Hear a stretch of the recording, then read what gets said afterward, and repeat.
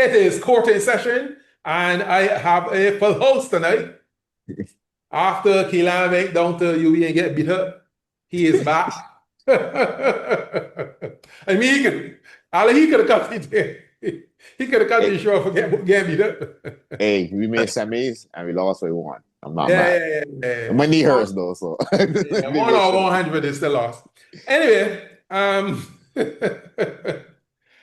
as you know, this quarter session, this is our third episode, and also tonight we will do some strange things.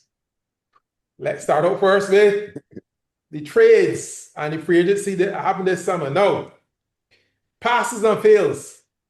Who passed and who really failed? I will start with you, Alan.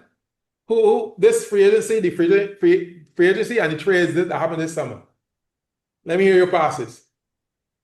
Yeah, I think you may have to lean on Pete up some of these passes, right? But I got some mid and some fails, I guess. The biggest one is the Cam Johnson trade, the Cam Johnson there, Michael Porter Jr. trade with the Nuggets and the Brooklyn Nets.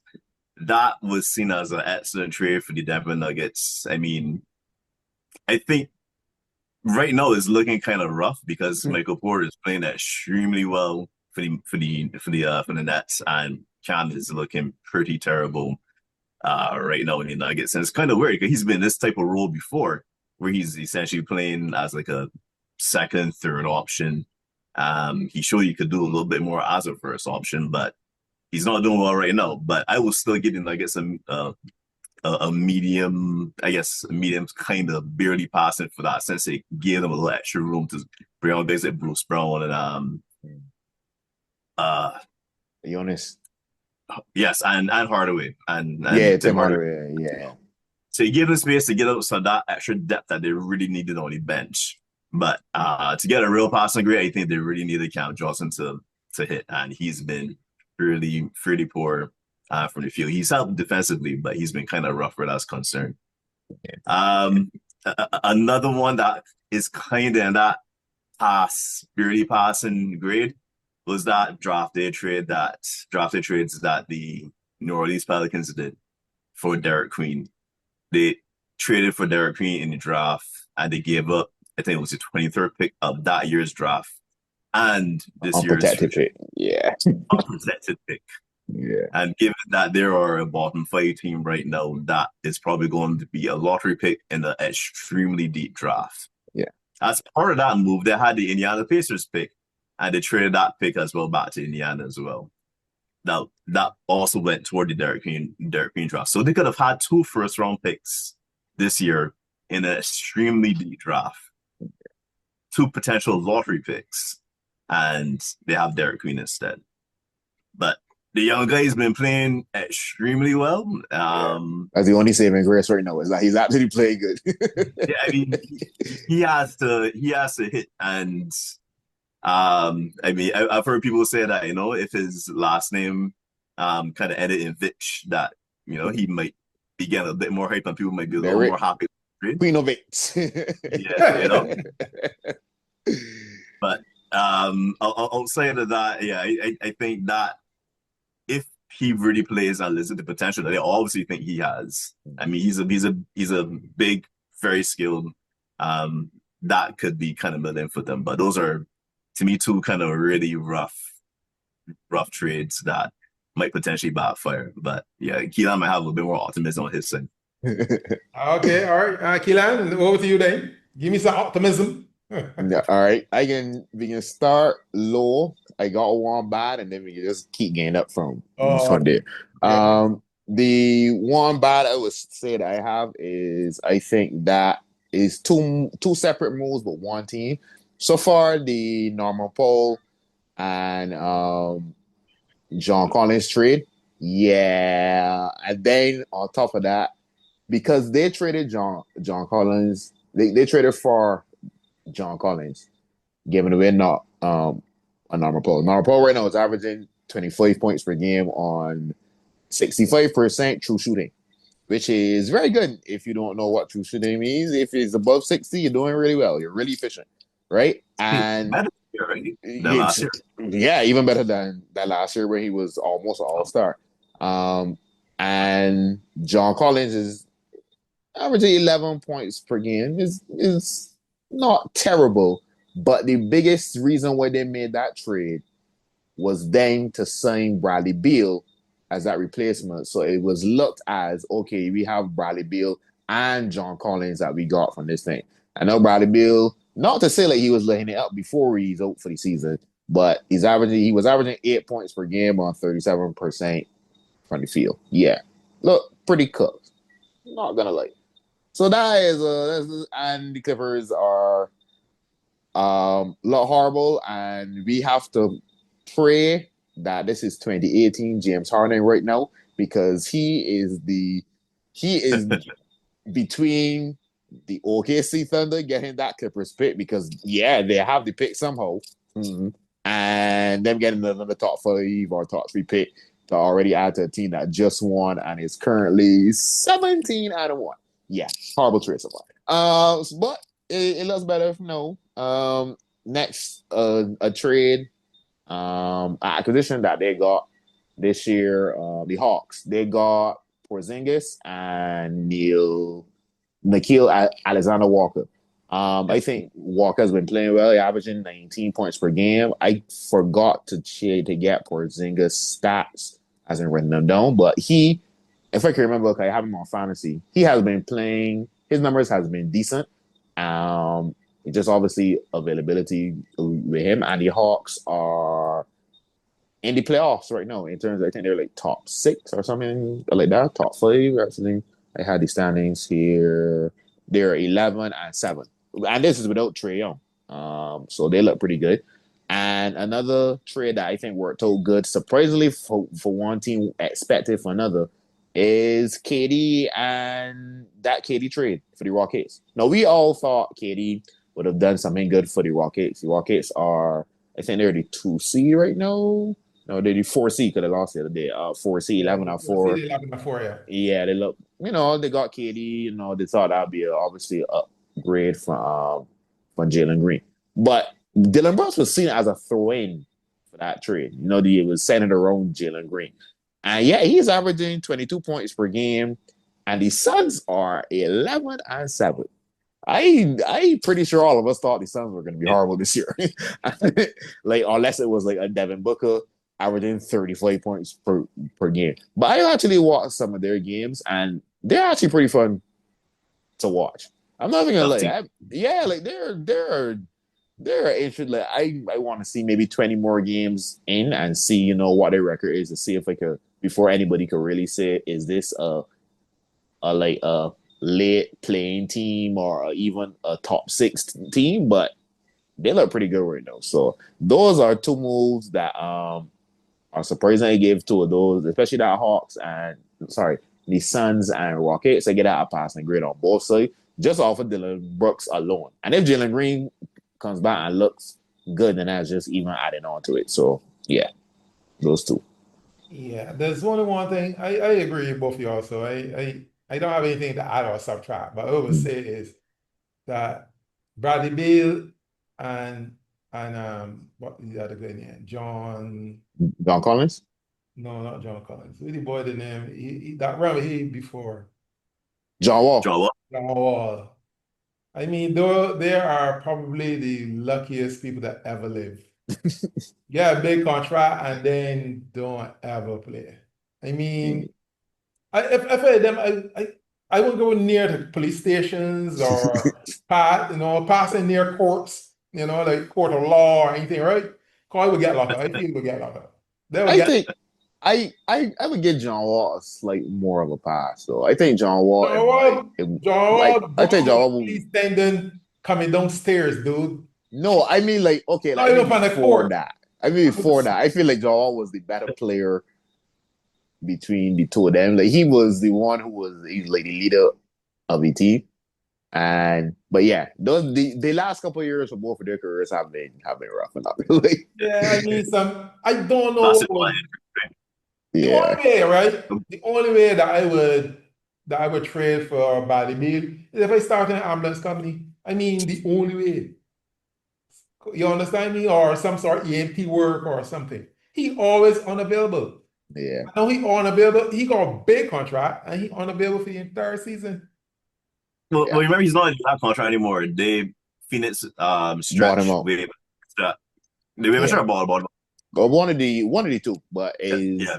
he can still get any money, but the contract that he is on is like a 2 year, 60 mil. So it's not bad for the Clippers in terms of financially. It's just bad for the Clippers in terms of first off, he was injury prone and is on an old team, and then no, they have championship aspirations. I know all of that aspirations. Sorry, they do. I know. I know everything is just downhill from there. So yeah, Yeah, they need some perspiration, or not aspiration. They need some people to say, oh, all right. All right, so that is the moves that happened this summer. All right, so the season ends about a month, right? It's about a month now. yeah, a little more than And I want to know the good, the bad, and the ugly. All right, I will start with you, Keelan. I want to hear the good. All right. I know you said good about ugly, but I think these two teams, especially this one team, are playing so good that I have them in great. So the great and the good is obviously OKC because they are phenomenal right now. And I actually put the Pistons in there as well. Yes, their schedule, people have been saying their schedule isn't like the most difficult, but at any day you can only play who in front of you. And they've been dealing with a couple injuries.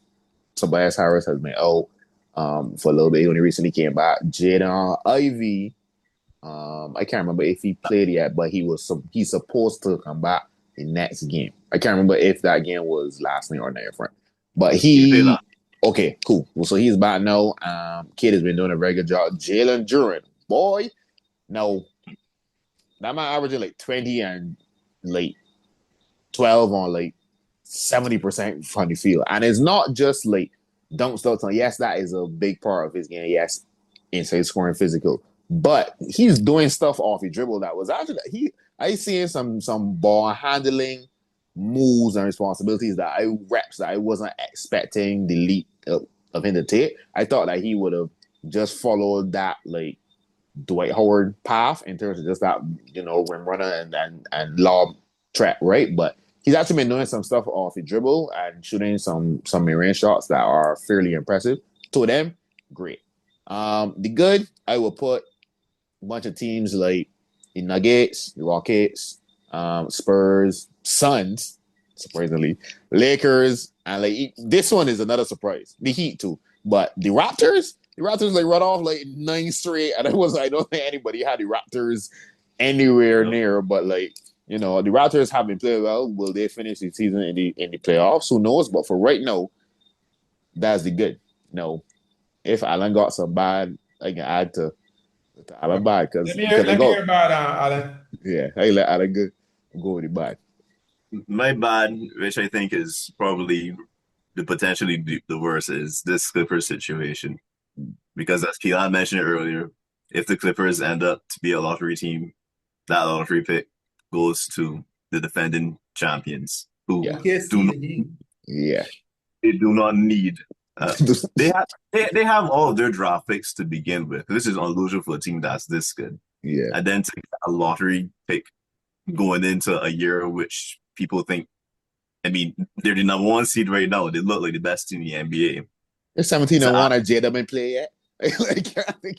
I mean, yeah, so I mean, James Harden is trying his best, but this situation is going to be really bad for the rest of the NBA. Excellent for OKC if you're an OKC fan, but they get one of these top five picks in this draft. It's going to be really bad for the rest of the NBA. This Giannis situation as well. This is bad for the Bucks because, again, there's not a whole lot around Giannis. This team is kind of similar to how the Nuggets were last year, where everything was built around Jokic and the on numbers of Jokic were amazing. The off numbers of Jokic were terrible. Same with Giannis and the Bucks this year. The on numbers are excellent with him. The off numbers are horrible. They're currently outside of the playoff picture with him dismissing a few games. Yeah.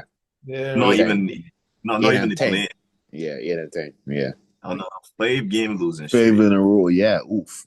Mm. Yeah. So this is not good for them. I think he is going to end up requesting a trade at some point in time. If they get in too deep of a hole and they're just a playing team, I think this is going to be bad for them. And I think he's mostly going to be Yeah. on another team next year. I mean, there are a lot of rumors about New York and potential discussions that may have been had. So Yeah. yes, I think those are two pretty bad situations right now. Now, here's the thing, El. I know we had the segment is obviously good, bad, and ugly. I added great. But here's the thing, right? I feel like these two, this was so bad that we had to have bad and then ugly as two separate because this, I had Clippers and ugly because they ain't just bad. That situation Alan said is ugly. But you know, another two situations that are ugly, the Pelicans and the Kings. Because Lord have the Pelicans were made to at least be a little bit more competitive. And as we pointed out earlier, they suck, don't have their draft pick. Zion is in a note hurt again. Yeah, cool. That's horrible. The Kings, no, I'm not saying that they none of us picked them to make the playoffs, but the roster was made that made it seem like they would be if you squint, they would be of competitive. I didn't think so, but that's clearly what the GM made. I mean, Sonny Westbrook, you still kept DeRozan, Zach LaVine, and Sabonis. It's clear that you were trying to at least be somewhat competitive. No, they have more spacing with Bill Russell than to do with this team. So those are ugly.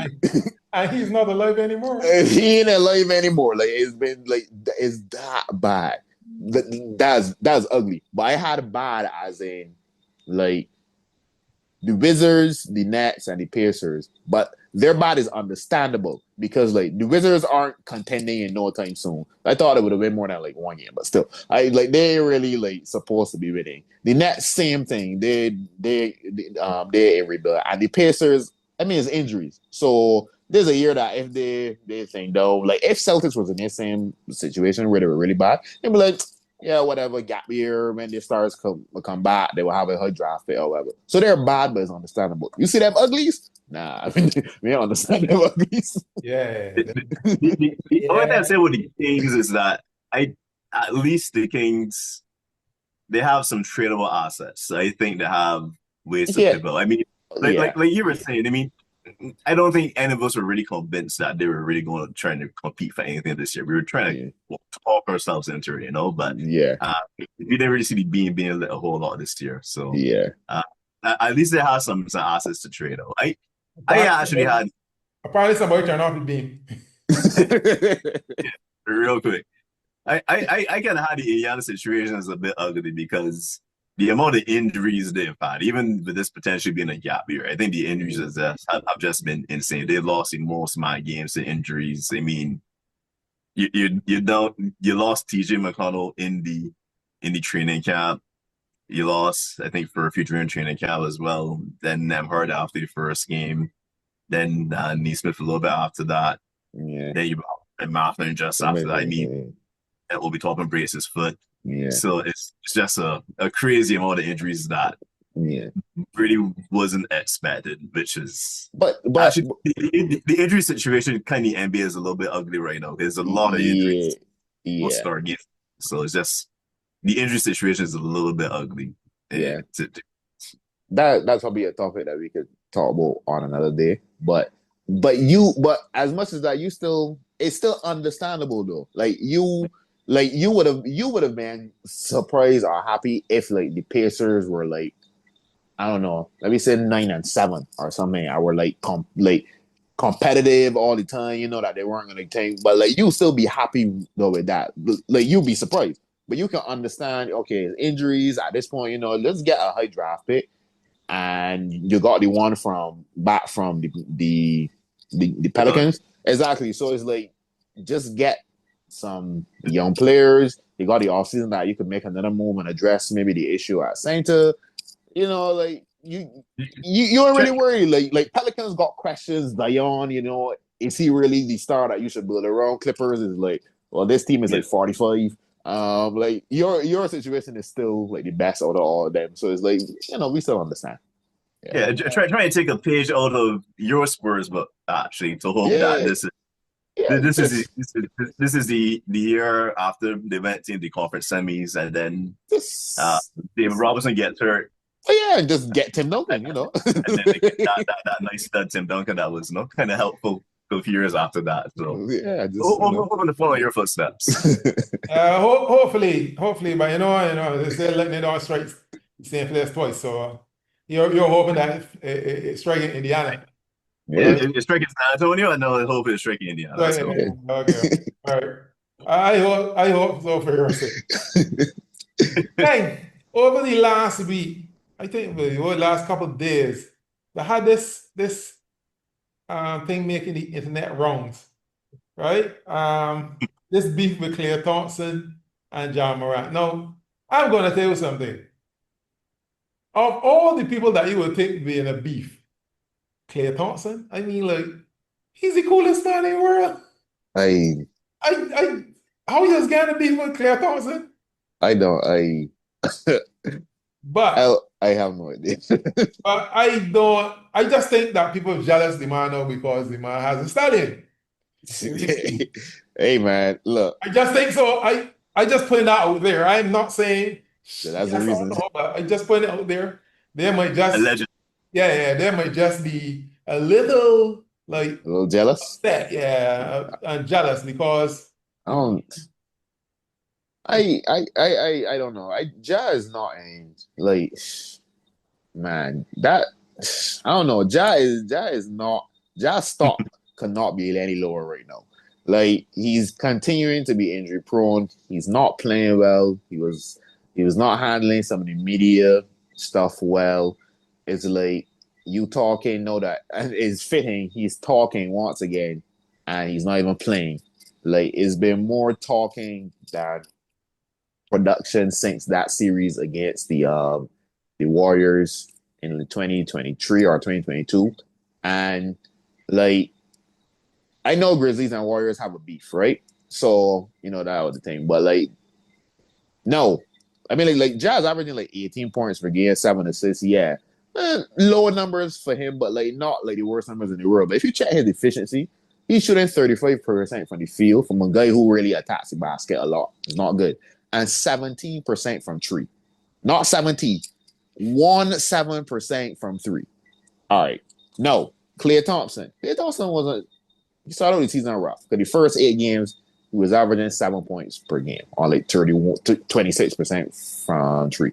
But over the last 8 games, he has found his shot. It's been a lot better now. He's averaging 14 points per game on 36% from three. Still a little inefficient from the field overall, but like we not expecting prime play. Like, why you beefing with non-prime play? Really and truly, all players should have just did is when Ja just started talking, just put the four. Come on now, like 24 rings versus your not even getting to the conference finals or whatever. Like, stop talking to me. Like, but I don't know if you know this, Al, but this started not just a debate or a beef between the two of these. This started a widespread debate on Twitter. I don't know if you were Alice or like somehow it get into Ray Allen versus Gilbert Arenas and like men debating as like, oh yeah, because what happened, right, is that now they're talking about the career versus the actual player. So like they were using some previous players comparison and was using Ray Allen versus like Gilbert because like obviously Gilbert was really good at his peak. But I think a lot of people seem to forget who Ray Allen was before he was at Celtics. I think people say that Ray Allen just a catch and shoot guy. But Ray Allen was working off the pick and roll, dunking on people like Bucks and Sonics. So this whole beef has actually started a lot of internet discourse about career versus the actual player. And some people saying Ja is a better player, so between the two of them. And people saying, but Klay, 21 points, 4 rings, great defense. This beef is good. This beef is giving us a lot of content. Yeah, well, there's something the thing that really hit me is when they asked Clay about it. I mean, like, yeah, you got a vintage Clay. I mean, like, Clay got a little boy him. I mean, geez, listen, that's like beating a man with a pillow, right? You understand? Although you hit me across the head, it's still with a pillow, right? You know what I mean? Man, like, all this he ain't really Yeah, saying listen, much, and he he was just little boy. tormenting. I mean, like He was little he did boy. it in such a lovely way. You Yeah, mean? that's it. Yeah, he was Yeah, you like, know, like Ian curse and going by. Yeah, his conversation was a little, yeah, pleasant stuff. yeah, he wasn't really doing much, and he just saying all Yeah, this he's thing. doing all this talking, especially from the bench. Yeah, I And don't man, know, sure he But man. said from the bench. I don't yeah, know, because man. what Clay just did was just told the truth. Clay is like, hey, this Yes. guy, he has not lived up to his potential. Essentially, Yeah, he, he's not available, and he's just here talking. He's not taking accountability. yep, I mean, yeah, Clay that's something that truth hits a little bit harder. I think Clay would have yeah. heard if you had cursed him out or something. That part would have been a little. Yeah. Honestly, wasted potential has some is one of the things that like that's her. Like you like all the players like in the league, like we just said, if only that person had lived up to their potential, or and it's not even just always injuries. Like sometimes like a player like OJ Mayo. OJ Mayo was a baller coming out of the thing and then just wasted but Tyree Evans, just these guys that just fall off, just wasted potential. It's like play basically tell yeah, you're wasting your potential right now. You could Yeah. be a lot better. And you're wrong. You're just not. You're That's wrong. so You're wrong. yeah, that's so Yeah, that's I so think, tough to hear. yeah, I think Claire, I think Claire just, like, and not only I say like the NBA, need the stars to be on the court. Yeah, like not in the court. I Like mean, you do funny enough, right? Do you know that Saints Clay has come out from those two surgeries, right? Clay has actually played more games than Ja. Clay Insane. after two basically at one point career ending surgery because the ACL and an Achilles years ago was a career sign. He had a back to back and he has Yep. played more games than Ja. If that's not embarrassing, I don't know what is. I don't know what is. but when he picked Claire though, I mean, of all the people, I mean, he could have. I guess because I know Warriors and It did the inside court. Grizzlies have beef. And so like I guess, Clay obviously was on the Warriors. I don't know. Jazz. I like Josh Hughes, but like other than that, he do some interesting things. I don't know. Yeah, well, that beef, I think should come to an end shortly. Yeah. I think Ja really should Look in the mirror. get healthy, keep him out shot, and try and put his head down, and try to see if he can bring his stock. Because right now, I don't think anybody would trade for him. Yeah. No, but first thing they want Maybe they would, but somebody might take a Not, chance. not for what Memphis was back. yeah, that's another thing too. Memphis gonna walk off for him. They ain't getting no off the job around right now. Yeah, they ain't getting an all-star. That's the problem. Yeah. They ain't getting an all-star back for him because the best thing they could do is look to get some young pieces and some draft picks. I try to see the guy draft it from the coming draft. But apart from that, I don't think nobody interested because to me, just like Claire say, he's not, like to me, I can't see him leading a franchise anywhere unless he's leading it to, do stand stupid. Yeah. And it's like anything like even a Ja Morant away from like true contendership, really. That like is there Yeah. anything that we could think of that like might pull the trigger? Because he's such a limited player in terms of his skill set, there's only certain teams that would even potentially make sense anyway.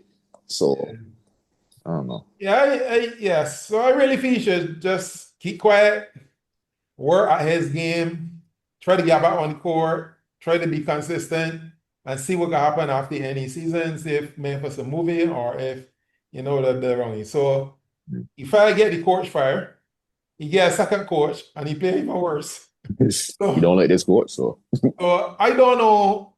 I think really and truly it's time for him to leave, but I don't know where he would go though. That's where the thing is. Yeah. Right? So that would be his thing. We usually talk about fantasy on quarter session. And this year we said that we will look at the Real Belgian Fantasy League. One, Alan Pinder, you still leading, Alan? Because I Still currently in front, yes. yeah, because I trying not to look. yeah. I'm in the middle of the pack, and we are doing fine. Once I keep above Adrian Downs, I'm about happy. because right remember we have a little wager that if he whoever come above who will make a donation to the person's favorite charity. Last year he had to make the payment. So Sweet. yeah, before he made the payment, so we had one all. So we try now to see who will come on top. So it's like You're neck and neck right now because you're fifth and he's sixth, and there's not much yeah, separation. we kind of like like battling. However, I'm also in between one brother and the other brother. So we'll see what happens. I made I think I made calculated the risk that seems not to be working out. So I may have to make some changes. People like John Collins, who I Oh mean, boy. Oh no, I draw he from one. I draw he yeah, from my leads real quick. I will have to I have to go in the bargain bin and see if I can find at least somebody that could at least be, give me a little bit more than that. If you can, I got Rare on my fantasy team and he's doing fairly well. oh yeah. You think But the you're benefiting from James Harden garage right now, though. So Yeah, my problem is James got to miss time.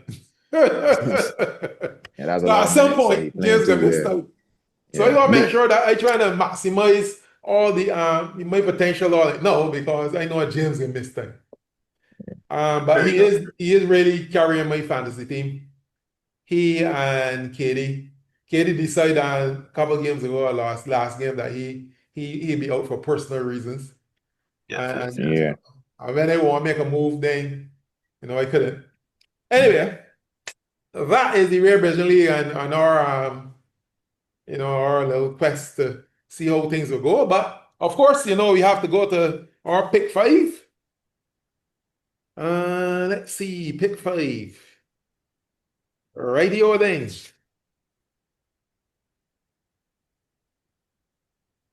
Right. So this week in the pick five,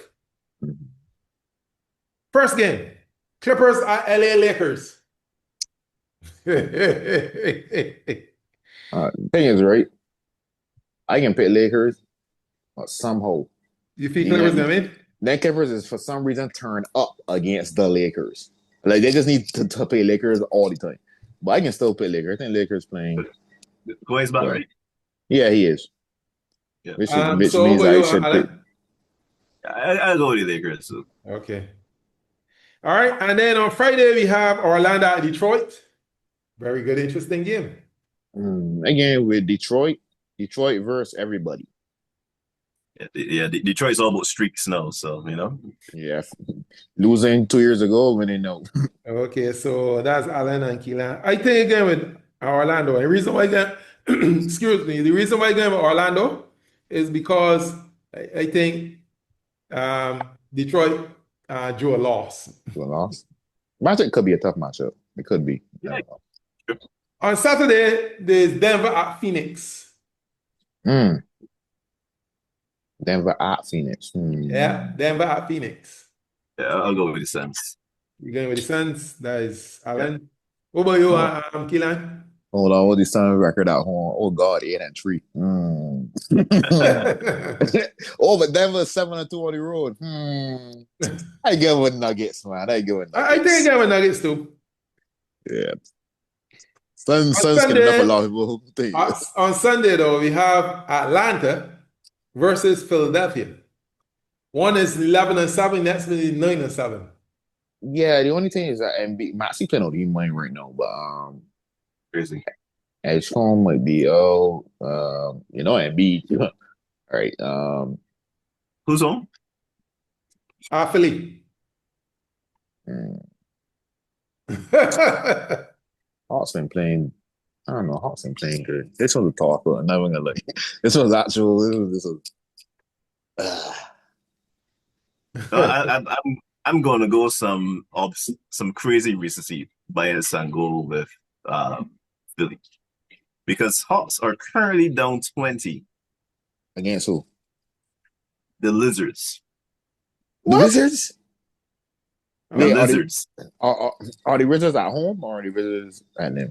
it almost shouldn't really matter if they're being played on Morris. I They're mean, down 20. yes, but like They're down apparently, 20 and it's early in the second quarter and they're down 21 points to this team. I So mean, Yeah. to be Anyway, Bills is going to lose that game, so I ain't really worried about that. So you're to going be, with Philly. I'll go with Philly. I mean, the Hawks are 8-3 on the road, so I can go with the Hawks. You're going with All right. Hawks. Yeah, that's what they say. Like apparently they're good on Yeah, the I road. know any mini. So I game with Philly because I like Maxi. And that's the ball. Right. And then Charlotte is up. Charlotte is up Brooklyn. Yeah, the other Oh team. God.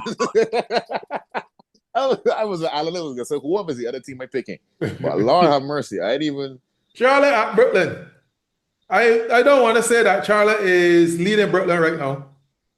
One is 4-13, and the next one there is was 3-4. three. They're combined 7-27. Good God. Pick one. I game with Brooklyn because Brooklyn playing home. I game with Butler because the Hornets, because Butler in on a 6, you lose 3. I game with Butler, man. And PJ we trust. I'm going with Brooklyn because it's insane that they haven't won a home game as yet. So I mean, Okay. they All right. Oh God, on air. I mean, Yo, some of these records are actually horrible though. That's pick. That's a pick 5. I'm glad to see that everybody think this is pretty hilarious. That's a pick 5. And right now, I want to know who do you call game on Keelan? Oh, call again. Oh shoot. I actually forgot what this segment was. Oh. You know what? Let Alan go first. All right, Alan, who are you? I was thinking somewhere in there. so earlier I was trying to test the audio for this, but it's not coming through. So unfortunately, you can't get it fully fed. But I'm calling a game on the Orlando Magic and their social media crew and that jingle that they have after their wins. It's not coming through on my speaker, unfortunately, but they have a really cool jingle for all of their wins. Y'all can check out on social media. Yeah, they have a jingle? Yeah, I'm definitely gonna check that out because that seems to me. It's basically this or Orlando Magic repeating all the time. It's extremely cool. So it's seeing people that are just like tuning in just to hear the jingle who wants to win. So okay, again with that jingle they have for, I guess it's their version of Late in the Beam, but it's a really cool jingle. I think they've actually even done it on the court after some wins when I have a big boombox there and tell the guys, yeah, it's it. They run the Orlando Magic. So. Hey, I remember y'all peeping. So you're calling game on you get the call game on anybody there, Keelan, or I can call game on a player, Laurie Markkinen, right? Laurie Markkinen is, I don't know, he was at one point getting records compared to Karl Malone. I would Jazz records, so that would tell you how good he was playing. No, like he was averaging like 30. No, sorry, he's averaging like 30. So like he's had some like a 50-point game, some 40-point games. So it was like first person to like say Karl Malone to do. So like anytime, I mean, we all know what Karl Malone has done. I'll say that, we don't really talk about Karl Malone. But in terms of a basketball player, anytime that you and with any records with Karl Malone and Jazz, you gotta be doing something good. So the team is not really that good, but Laurie Markkinen is averaging 30. I don't know if anybody knows, but Laurie Markkinen is balling right now. Will he be traded? Who knows? Huh? And he was playing well, but the race was actually over 30. Yeah, and he's putting out some crazy numbers, and his draft thought has never been higher. He's put up good numbers before, but he's playing out of his mind right now. So, Laurie Markkinen. Well, I call in game on Cam Newton. Cam Newton was giving some advice to Ja, telling Ja that he really should stay put. that he's getting in trouble in Memphis. Of all the players to get in trouble in Memphis. So if he goes anywhere else, it'll be more trouble. More trouble. He said he should get everything together, and try to make it work in Memphis. Because if he goes to somewhere like Atlanta or Miami, LA, New York, right? That the distractions would even be worse, and he would probably become one of those cliches, like a fella that everybody like, he wanted enough, expected a lot, and he gave little, For right? sure. So I Oh, call, I sorry. thought, I thought it was interesting advice. I don't know if it was great advice. I thought it was interesting advice. To tell him, he did say that he's glad that he was he was drafted in North Carolina because North Carolina. yeah, because he probably would have got himself enough trouble against somebody else. Mm. So yes, I call game on Cam Newton. And right now, the court is adjourned.